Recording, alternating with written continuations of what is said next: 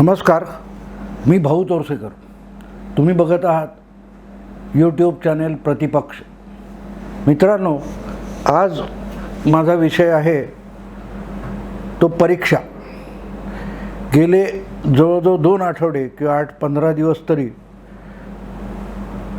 विविध विद्यापीठांच्या परीक्षा हा एक राजकीय वादाचा विषय झाला. खरं तर कोरोनानी आपल्याला आपलं भारताचं दार ठोठावलं. त्या दरम्यान 10वी-12वी यांचा परीक्षांचा सीझन चालू होता आणि साधारण 10वी-12वीच्या परीक्षा संपल्यानंतर एक 8-10 दिवसातच विद्यापीठाच्या परीक्षा सुरू होतात. आपल्याकडे बघितलं तर मला वाटते 10वीच्या बहुतेक एक कुठच्या तरी विषयाच्या परीक्षा शिल्लक असतानाच लॉकडाऊन जाहीर करावा लागला. त्यामुळे तो एक विषय राहिला असताना लॉकडाऊन सुरू झाला. तर मग बाकीच्या विषयांची सरासरी काढून त्या परीक्षांचे निकाल लावायचे हा निर्णय सोपा होता तुलनेने, कारण एका विषयासाठी एवढा वाद होऊ शकत नाही. पण ज्या विद्यापीठांच्या परीक्षा होत्या या परीक्षा प्रत्यक्षात न घेताच आधीच्या 2-3 वर्षाची सरासरी काढून त्या मुलांना उत्तीर्ण घोषित करावं असा एक विचार किंवा कदाचित शासकीय निर्णय म्हणून उदय सामंत नावाचे जे मंत्री आहेत त्यांनी जाहीर केला आणि तिथून हा वाद सुरू झाला. याचं कारण त्याविषयी काही विद्यार्थी संघटनांनी आक्षेप घेतले, विरोधी पक्षाने त्याला प्रोत्साहन दिलं आणि राज्यपालांकडे धाव घेतली. वास्तविक या संबंधात काही विद्यार्थी संघटनांनी जर आक्षेप घेतला असेल तर सरकारने त्याची तत्काळ दाद घ्यायला पाहिजे होती आणि त्याविषयी जर शिक्षण मंत्र्यांनी किंवा मुख्यमंत्र्यांनी काही खुलासा केला असता तर विरोधी पक्षांना राज्यपालांकडे जाण्याची संधी मिळाली नसती की बाबा ही एक भूमिका आहे किंवा हा एक विचार आहे शिक्षण मंत्र्यांचा, त्याच्यावर अंतिम निर्णय झाला नाही. विरोधी पक्षांची किंवा काही विद्यार्थी संघटनांची जी तक्रार आहे ती विचारात घेऊनच किंवा त्यांच्याशी सल्लामसलत करून याविषयीचा निर्णय घेतला जाईल असं शासनाकडून जर तात्काळ घोषित झालं असतं किंवा 1-2 दिवसामध्ये तर पुढे हा विषय राज्यपालांपर्यंत गेला नसता. आता राज्यपालांकडे ज्यावेळेला तो विषय येतो तेव्हा तो विरोधी पक्षाचा आहे का, शासकीय सत्ताधारी पक्षाचा आहे का, किंवा इतर कोणाचा आहे का, कुठच्या सामाजिक संघटनाचा आहे का, याचा विचार पक्षानुरूप किंवा राजकीय भूमिकेतून राज्यपाल करू शकत नाही. राज्यपालांचे जे अधिकार आहेत आणि त्यांच्यावर ज्या जबाबदाऱ्या आहेत कायदेशीर किंवा घटनात्मक ते बघूनच राज्यपालांना त्यावर निर्णय घेता येतो. कारण त्या निर्णयात चूक झाली तर तो ठपका राज्यपालांवर जात असतो. त्यामुळेच राज्यपालांनी याची दखल घेतली आणि तात्काळ मुख्यमंत्र्यांना किंवा शासनाच्या प्रमुखांना हे पत्र लिहिलं की बाबा अशा परीक्षा न घेता तुम्ही कोणाला पदव्या देऊ शकत नाही. याची 2 कारणं होती. एक तर जी भूमिका शासनाची म्हणून सामंत यांनी घोषित केली होती ती वादग्रस्त होती. याचं कारण विद्यापीठ ज्या पद्धतीत चालतं त्याचं नियंत्रण जे आहे ते विद्यापीठ अनुदान मंडळाकडे असतं आणि अनुदान मंडळाच्या परवानगीशिवाय असा कुठलाही निर्णय शिक्षण मंत्री किंवा राज्य सरकार घेऊ शकत नव्हतं. दुसरी गोष्ट अशी होती की जी विद्यापीठं आहेत महाराष्ट्रातली ती एका कायद्याने त्यांचं नियंत्रण होतं आणि त्यामुळे विद्यापीठाचा प्रत्यक्ष कारभार करणाऱ्याला कुलगुरू म्हणतात किंवा उपकुलगुरू म्हणतात, व्हाईस चान्सलर, आणि प्रमुख जो असतो त्याला कुलपती म्हणतात. तो पदसिद्ध राज्यपाल असतो. तेव्हा राज्यपाल बदलला की कुलपती बदलतो. त्यामुळे याची जबाबदारी कुलपती म्हणून राज्यपालांकडे येत होती. साहजिकच नुसतं कुठल्या तरी विद्यार्थी संघटनाच्या विरोधी पक्षांचा दावा आहे किंवा आक्षेप आहे म्हणून राज्यपालांनी मुख्यमंत्र्यांना पत्र लिहिलं असं होऊ शकत नाही. ती जबाबदारी त्यांचीही होती. शिवाय कायदा किंवा विद्यापीठ आयोग जो आहे, मंडळ आहे, अनुदान मंडळ, त्यांचीही बाजू विचारात घेऊन राज्यपालांनी ते पत्र लिहिलं. पण लगेच त्याच्यावरून राज्यपाल सरकारी कामात ढवळाढवळ करतात असा जो आक्षेप घेतला गेला किंवा त्याच्यावरून गदारोळ केला गेला, त्याला राजकारण म्हणता येईल. तेव्हा राजकारण विरोधी पक्षांनी केलं हा दावा मुळात बोगस आहे. किंबहुना कारण नसताना यालाही राजकीय रंग सत्ताधारी गोटातल्या पक्षांनी दिलं किंवा त्यांच्या मुखंडांनी दिला असं म्हणता येईल. अन्यथा हा विषय इतका मोठा नव्हता की तो आपसात बसून सल्लामसलतीने सोडवण्यासारखा होता. पण विरोधी पक्ष, ज्यांना आम्ही निवडणुका जिंकल्यानंतर देखील विरोधी पक्षात बसवलं आहे, ते कारभारात ढवळाढवळ करतात, हे राजकारण आहे. पहिली गोष्ट म्हणजे जे आज सत्तेत बसलेले आहेत त्यांना कुठल्याही जनतेने कौल दिलेला नाही. ज्या 3 पक्षांचं हे सरकार झालेलं आहे त्यातल्या 2 पक्षांना जनतेने, मतदाराने विरोधी पक्षात बसायचा आदेश दिला आहे. हे माझं मत नाही आहे मित्रांनो, हे मत काँग्रेस आणि राष्ट्रवादी या दोन्ही पक्षांच्या नेत्यांचं मत आहे.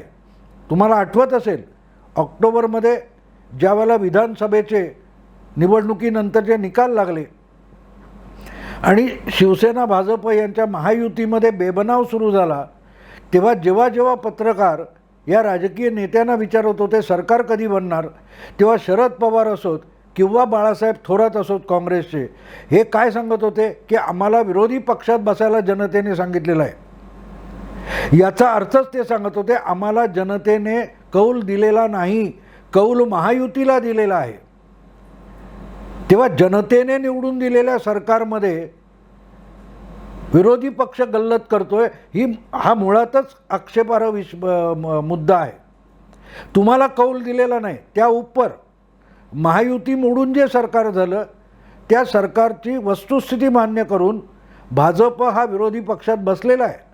सगळ्यात मोठा कौल मिळून देखील तो पक्ष विरोधात बसला आहे आणि त्याने जर विरोधक म्हणून जे काम करायचं आहे ते काम तो करतोय, त्याच्यावर आक्षेप घेण्याचं काही कारण नाही. त्यांनी असं काही म्हटलेलं नाही की आम्ही म्हणून तेच सरकारने केलं पाहिजे. निदान राहुल गांधींचं नेतृत्व आज तरी महाराष्ट्रातल्या भाजपकडे नाही आहे. तेव्हा जसे राहुल गांधी हे विरोधी पक्षात असताना आणि त्यांच्या पक्षाने सपाटून मार खाऊन विरोधी पक्ष म्हणून मान्यता नसतानाही ताबडतोब न्याय ही माझी योजना लागू करा, लोकांच्या खात्यात पैसे घाला अशी मागणी करतात, तशी कुठलीही मागणी आजच्या विरोधी पक्षाने महाराष्ट्रातल्या केलेली नाही. की आम्ही सांगतो म्हणून परीक्षा घ्या असा त्यांचा दावा नाही. त्यांनी नियमांवर बोट ठेवून काही आक्षेप घेतले, त्याची जर दखल कौल नसलेल्या सरकारने घेतली असती तर हा वाद राजकीय झाला नसता.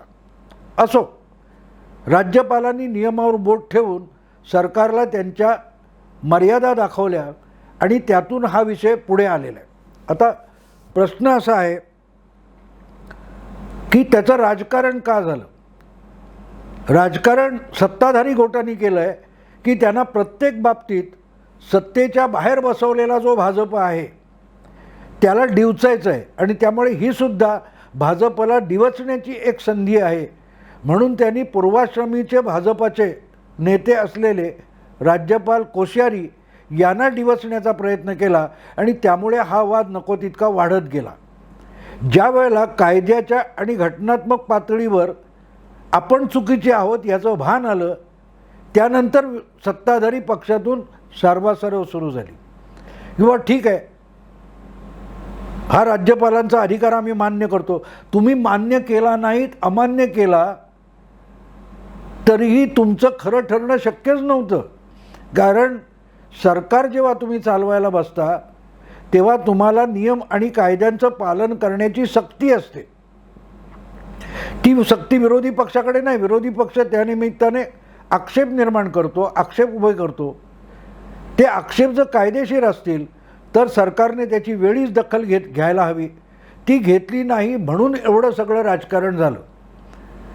आता शेवटी मग त्यावेळेला शिक्षणतज्ज्ञ, वेगवेगळे कुलगुरू यांच्या बैठका झाल्या आणि त्यांचा सल्ला घेऊन योग्य असेल ते करू असा पवित्रा सत्ताधारी पक्षाने घेतला किंवा सत्ताधारी महाआघाडीने घेतला आणि या परीक्षेचं गुऱ्हाळ पुढे सुरू झालं. आता त्यांनी जे यातले जाणकार मानले जातात, वेगवेगळ्या तुमच्या विद्यापीठांचे कुलगुरू असतील, काही माजी कुलगुरू असतील किंवा काही शिक्षणतज्ज्ञ असतील, यांच्याशी सल्लामसलत करून जो काय अहवाल तयार झाला किंवा ज्या काही शिफारशी आल्या त्या सगळ्यांसमोर जनतेसमोर आलेल्या नाही. पण त्यानंतर सरकारने एक असा निर्णय, परत तो निर्णय म्हणता येणार नाही, कारण अशी एक भूमिका सरकारने घेतली की ज्यांना आवश्यक वाटते आपल्याला परीक्षा देऊनच पास व्हायचे, पदवी मिळवायचे, त्यांच्यासाठी सप्टेंबरनंतर परीक्षा घेतली जाईल आणि ज्यांना परीक्षेची गरज वाटत नाही त्यांना नुसतं साधं उत्तीर्ण म्हणून त्यांच्या परीक्षेची आधीच्या सगळ्या 3-2 वर्षाची गुणांची सरासरी बघून त्यांना उत्तीर्ण म्हणून घोषित केलं जाईल, अशी एक भूमिका सरकारने पुढे केली. आता ते सत्ताधारी आहेत म्हणून मग परत त्यांना चूकच म्हणायचं का? मी तसं म्हणणार नाही. माझ्या दृष्टीने रिझनेबिलिटी बघायला लागते. आज कोरोनाची जे संकट आहे त्या काळात सोशल डिस्टन्सिंग पाळून प्रवास करणं, परीक्षा घेणं, कुठे देवळात जाणं, कुठच्या मॉलमध्ये जाणं, कुठे दुकानात जाणं, जीवनावश्यक वस्तू खरेदी करणं, या सगळ्यात अडचणी आलेल्या आहेत. त्यामुळे इतक्या लाखो मुलांची परीक्षा घ्यायची तर ती सोशल डिस्टन्सिंग ठेवून कशी घ्यायची ही समस्या आहे. कारण ही मुलं आपल्या घरातून निघून परीक्षा केंद्रापर्यंत येणार, या सगळ्या काळामध्ये त्यांना सोशल डिस्टन्सिंग पाळता येईल का, ह्या समस्येचा विचार करावा लागतो आणि त्यानुसारच सरकारलाही निर्णय घ्यायचे असतात. त्यामुळे सरकारने जो पर्याय काढला की ज्यांना खरोखरच परीक्षा देऊनच पदवी मिळवायची त्यांच्यापुरती परीक्षा मर्यादित करू, ही भूमिका मला चुकीची वाटत नाही. कारण मी भाजप माझा आहे किंवा शिवसेना किंवा राष्ट्रवादी पक्ष त्यांचा आहे म्हणून भेदभाव करणारा नाही आहे. मी एक पत्रकार आहे, त्यामुळे रास्त काय आहे ह्याचा मी शोध घेत असतो.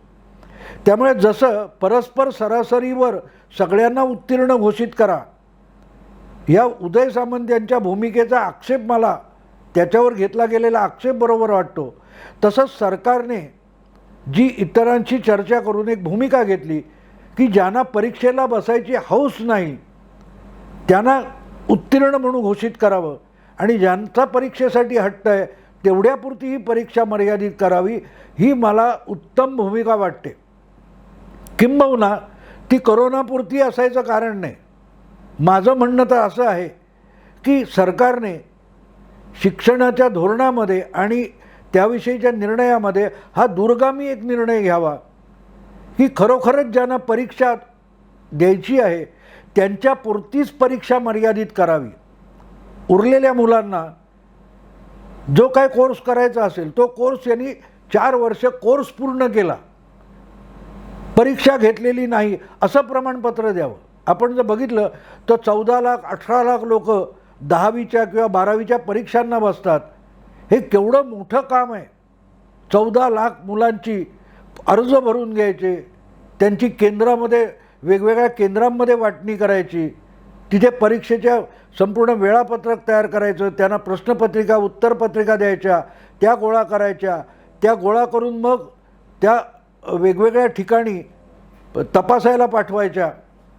हा जो सगळा प्रकार आहे त्यात इतकी गुंतागुंत आहे की ते सगळं सांभाळणं कठीण होऊन जातं आणि मग त्याच्यात गफलती सुरू होतात. अनेकदा चुकीच्या हाती उत्तरपत्रिका पडतात, चुकीच्या तपासल्या जातात. हे सगळं जर आपण लक्षात घेतलं तर हे परीक्षांचं जंजाळ हे आपण किती काळ चालवणार आहोत याचा शासनाने दीर्घकालीन विचार करावा. मला असं वाटतं की 10वीपर्यंत मुलांना शिकू द्यावं, त्यानंतर ज्या मुलांना खरोखरच मेरिट, गुणवत्ता यासाठी परीक्षा द्यायची आहे त्यांच्यापुरत्या परीक्षा मर्यादित कराव्यात. उरलेल्या मुलांना इतके सक्तीने परीक्षा देण्याची गरज नाही, त्या सगळ्यांना मोकळीक द्यावी. ही परीक्षा कमीत कमी स्पर्धक मुलांपर्यंत मर्यादित करता येईल का याचा शासनाने फक्त महाराष्ट्रापुरता नाही, देशव्यापी पातळीवर याचा दीर्घकालीन काही विचार करावा. लगेच त्याचा निर्णय घ्यायची गरज नाही. 6 महिने, 8 महिने, 1 वर्ष या कालावधीमध्ये हे परीक्षांचं जे जडजंबाल स्वरूप आलेलं आहे हे मर्यादित करावं. 10वी असेल, 12वी असेल, अगदी पदवीपर्यंत शिक्षण असेल, त्याच्यामध्ये गुणवत्तेसाठी परीक्षा देण्याची हौस ज्या विद्यार्थ्यांना आहे त्यांच्यासाठी परीक्षा मर्यादित केली तर कामाचा बोजा किती कमी होतो बघा. एवढे सगळ्यांचे फॉर्म भरून घेणं, त्यानंतर त्या मुलांच्या परीक्षेसाठी केंद्र शोधणं, तिथे त्यांची बैठकीची व्यवस्था करणं, त्यांच्या प्रश्नपत्रिका उत्तरपत्रिका गोळा करणं, त्या परत ठराविक लोकांपर्यंत अतिशय काळजीपूर्वक तपासायला पाठवणं, त्या गोळा करणं, त्यातून त्याची काही ती वर्गवारी करून त्याचे निकाल लावणं, या सगळ्याचं जर तुम्ही नियंत्रण करू शकत नसाल तर ते थांबवा. एकदम तुम्हाला सांगतो की साधारण माझ्या अंदाजाप्रमाणे जी आज मुलं हे सगळं शिक्षण अगदी उच्च शिक्षणापर्यंत आपण बघतो, ती मुलं फार तर 1.5 ते 2% अशी मुलं मिळतील तुम्हाला की ज्यांना स्पर्धा परीक्षेत उतरायचं आहे, स्पर्धा करायची. त्या 2% या परीक्षा मर्यादित केल्या आणि इतर मुलांना परीक्षेच्या जंजाळातून सोडवून टाकलं तर काय होईल याची कल्पना करा. की खरोखरच आपण स्पर्धेत उतरू शकतो याचा आत्मविश्वास असलेली किंवा तेवढी गुणवत्ता असलेली मुलं तेवढ्यांपुरती जेव्हा परीक्षा मर्यादित होईल तेव्हा ती परीक्षा अधिक काटेकोर करता येईल. अनेकदा असं होतं की एक मूल हुशार असतं पण त्यालाही उरलेल्या 80-90 मुलांच्या स्पर्धेत उतरल्यानंतर ज्या धबडग्यामध्ये इतरांचे उत्तरपत्रिका तपासल्या जातात तशाच या हुशार मुलाच्याही तपासल्या जातात आणि त्याच्याबरोबर त्या सरसकट याच्यात त्याच्यावर अन्याय होऊ शकतो. उलट ही संख्या मर्यादित झाली की आपण बघतो की आज 12 लाख 14 लाख मुलं परीक्षेला बसली, ती जर 40-50 हजारपर्यंत खाली आली संख्या, तर त्या 40-50 हजार मुलं जी आहेत ज्यांना गुणवत्तेची स्पर्धा करायची आहे त्यांच्यासाठी अतिशय काटेकोर परीक्षा होऊ शकते आणि त्यांच्या गुणांची खरी सत्व परीक्षा घेतली जाऊ शकते. आणि त्यामुळे जी मुलं गुणवत्ता यादीत येतील ती खरीच गुणवान असतील. आणि त्यामुळे पुन्हा एकदा म्हणजे आपण बघतो की ही 10वी 12वी काय ती होते, त्यानंतर काय करणार तर परत त्या मुलांनी IITला जायचं आहे का, मेडिकलला जायचं आहे का, इंजिनिअरिंगला जायचं आहे का, आणखी कुठच्या विशिष्ट स्पेशल कोर्सला जायचं आहे का, त्याच्यासाठी वेगळ्या परीक्षा असतात, प्रवेश परीक्षा असतात, त्यासुद्धा द्यायच्या. मग 10वी 12वीमध्ये त्यांना जी गुणवत्ता मिळालेली आहे तिचा उपयोग काय? तिचा उपयोग शून्य आहे. तिथे कितीही तुम्हाला चांगले मार्क मिळाले तरी परत प्रवेश परीक्षेत जर तुम्ही त्यात उतरला नाही प्रवेश परीक्षेत तर तुम्हाला त्या इंजिनिअरिंग किंवा मेडिकल वगैरे ह्या विशेष कोर्सेस आहेत तिथे प्रवेश मिळू शकत नाही. साहजिकच जी मुलं त्या स्पर्धा परीक्षेत जातात किंवा प्रवेश परीक्षेत जातात, एंट्रन्स एक्झाममध्ये जातात, त्यांच्यापुरतीच जर आपण 10वी 12वी यांच्या बोर्डाची परीक्षा मर्यादित केली तर प्रचंड खर्च पण कमी येतो, जो अनाठायी खर्च आहे. त्या मुलांवर सुद्धा अनाठायी ताण येतो की 12वीची परीक्षा द्यायची आहे, त्याचा अभ्यास करायचा आहे, परत प्रवेश परीक्षेचा अभ्यास करायचा आहे, 10वीच्या कोर्ससाठी वेगळा अभ्यास करायचा आहे, परत ह्या प्रवेश परीक्षा त्यांच्यासाठी वेगळी तयारी करायची.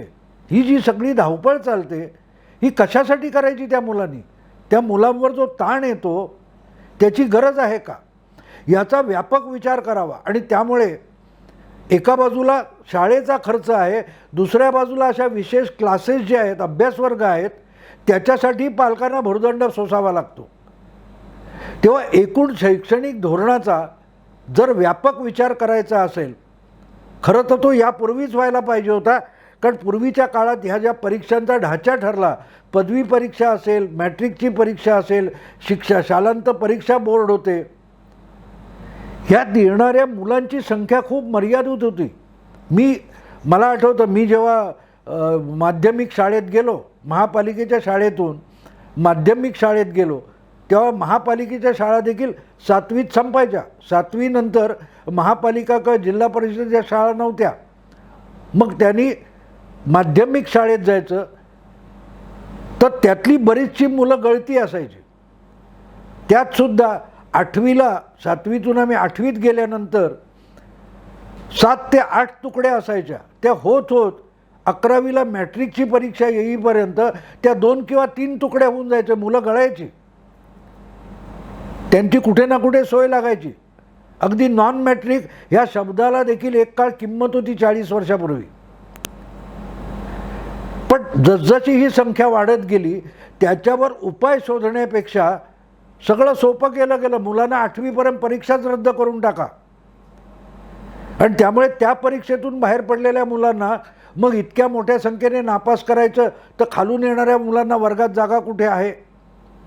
म्हणून मग त्यांचा परीक्षा सोप्या करण्यात आल्या, त्यांना सढळ हस्ते गुणवत्ता देण्यात आली, गुण देण्यात आले. अशा रीतीने हा आकडा फुगत गेलेला आहे.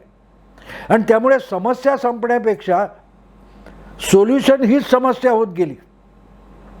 त्यामुळे या निमित्ताने मला वाटतं की जे काही आत्ता हा विषय की ज्यांना परीक्षेची गरज वाटते तेवढ्याच मुलांची परीक्षा सप्टेंबरमध्ये घेऊ, उरलेल्यांना असंच पदवी प्रमाणपत्र किंवा यांनी कोर्स पूर्ण केला म्हणून देऊ, ही कल्पना मला आवडलेली आहे. मी गंमत म्हणून नाही सांगत की त्यातली व्यवहार्यता लक्षात घेतली पाहिजे. जवळजवळ 90% मुलांना किंवा त्यांच्या मुलांना आपलं मूल ग्रॅज्युएशनपर्यंत शिकलं हेच प्रमाणपत्र पाहिजे असतं. त्यांना गुणवत्तेच्या स्पर्धेत घालून त्यांनाही भरडून काढलं जातं. आणि ज्या मुलांकडे खरोखरच गुणवत्ता आहे त्या मुलांना ह्या बाकीच्या अनिच्छेने परीक्षा देणाऱ्या मुलांमध्ये भरडलं जातं. किंवा ही गल्लत जर आपण दूर केली तर परीक्षा सोपी होईल, अनेक मुलांच्या हाल अपेष्टा बंद होतील. आपलं मूल स्पर्धेत घालण्याची जी हौस आहे लोकांची, त्यामुळे होणारी क्लासेसची लुटमार थांबवता येईल. अगदी आज बघितलं तुम्ही तर KG पासून 1ली 4थी पासूनच मुलांना क्लासेस लावले जातात. त्या मुलांना खेळायला मिळत नाही. ही जी रॅट रेस स्पर्धा, जी चुकीची स्पर्धा चालू झाली आहे, त्याच्यावर मूलगामी, दूरगामी आणि मूलगामी विचार होण्याची गरज आहे. आणि त्याचं कुठेतरी एक स्पार्क, ठिणगी मला ह्या मुख्यमंत्री किंवा या सरकारच्या एका त्या घोषित केलेल्या भूमिकेत दिसते की बाबा ज्यांनी 4 वर्षाचा 3 वर्षाचा कोर्स केला आहे ते पास झाले, असं उत्तीर्ण झाल्याचं सर्टिफिकेट मिळेल, पण त्यांना मार्क्स दाखवता येणार नाहीत.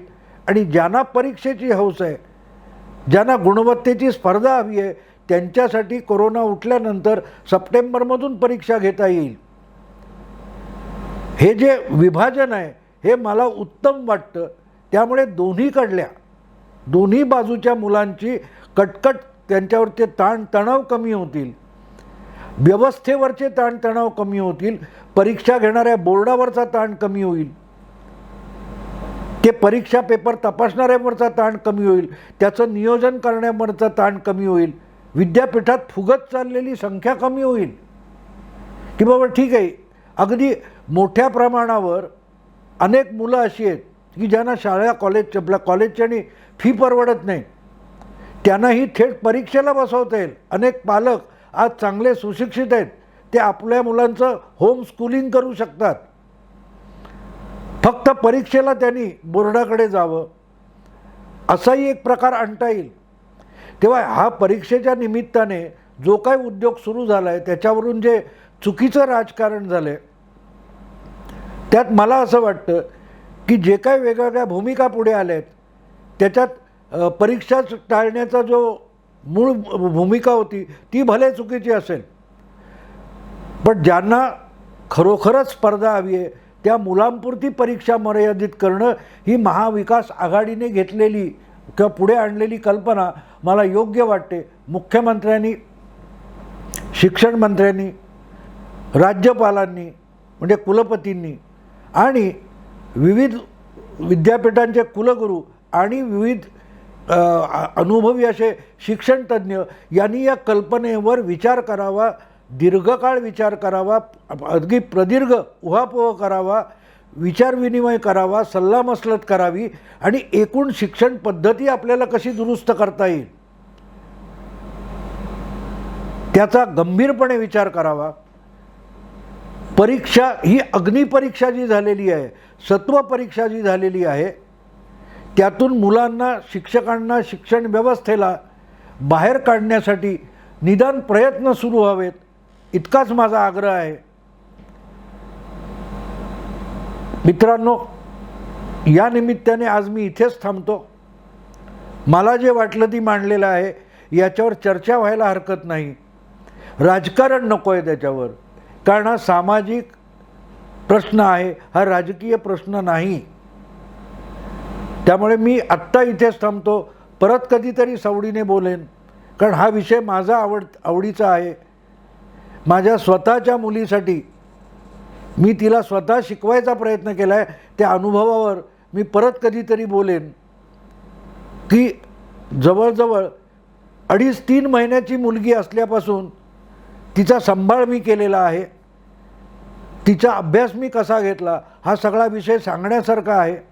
तो परत कधीतरी सांगेन.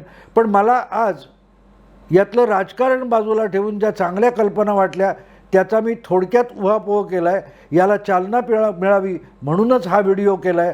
तो तुम्हाला आवडला तर फॉरवर्ड करा, तुमच्या मित्रपरिचितांना सांगा. प्रतिपक्ष या यूट्यूब चॅनेलला सबस्क्राईब करा. नमस्कार.